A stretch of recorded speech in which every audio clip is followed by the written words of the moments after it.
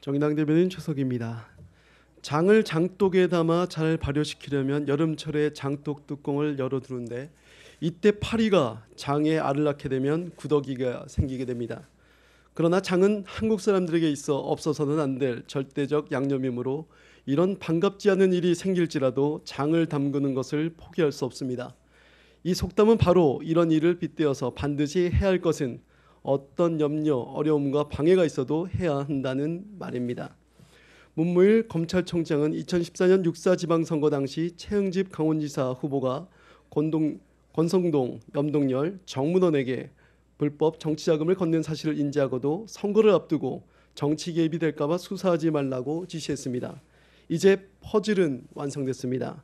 최응집 강원랜드 전 사장은 왜 강원랜드 채용 청탁을 거절하지 못했는지, 권성동, 염동열은 어떻게 청탁을 하게 되었는지 확연하게 드러났습니다.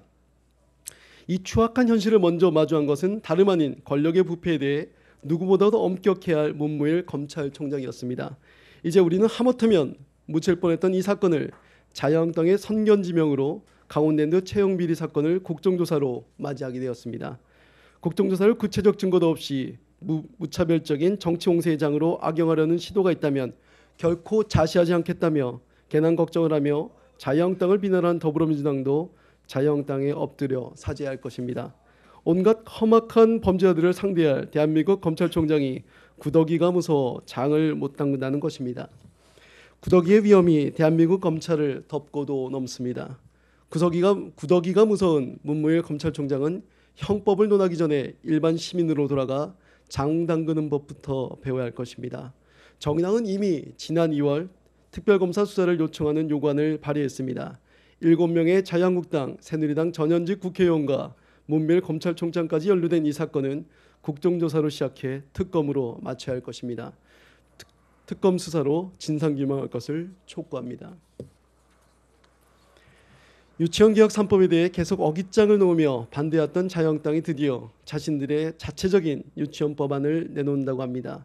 사립유치원의 사유재산권을 인정하면서 유치원 설립자에게 시설 사용료를 국가가 보상해 주는 것이라고 합니다.